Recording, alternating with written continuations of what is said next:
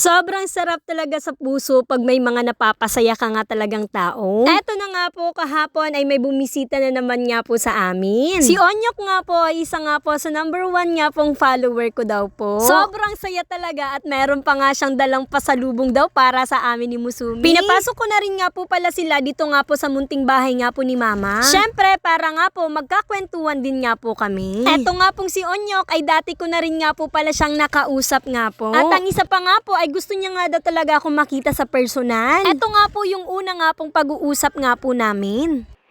Pupunta po kami dyan sa bahay nyo. Sige, sige.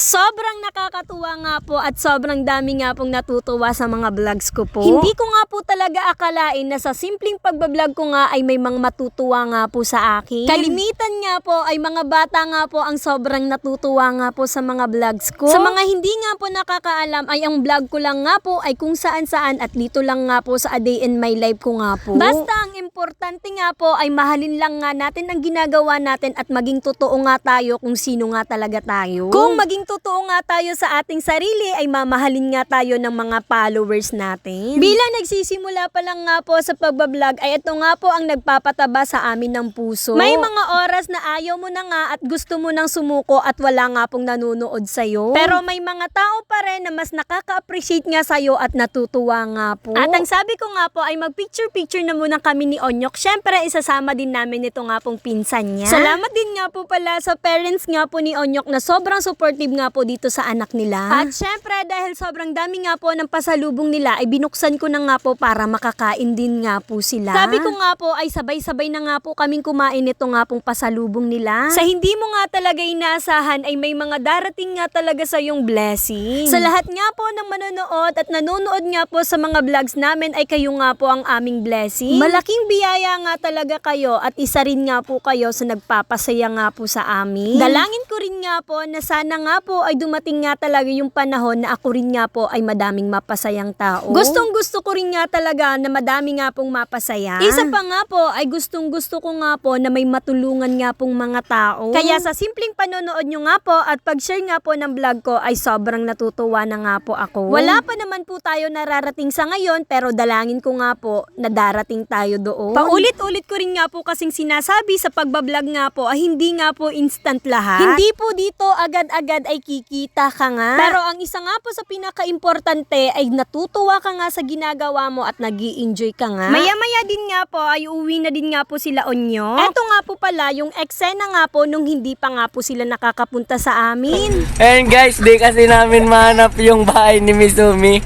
Nandito kami ngayon sa Iriga guys. Umiiyak siya guys. Hindi namin mahanap yung bahay ni Misumi.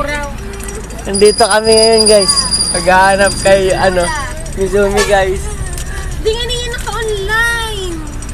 Ayan guys, so pangit ka guys, umiyak ko. Kaya nung pauwi na nga po sila, ay biniro ko nga si Onyok na sasama nga po ako pauwi nga sa kanila. Pero sumakay lang nga po talaga ako dyan pero hindi naman nga po ako sasama. At ang sabi ko nga po, kung may mga pagkakataon nga po ay pupunta na lang nga po ako sa kanila. Pasya, kaya hanggang dito na lang muna nga po. Salamat sa panonood. God bless!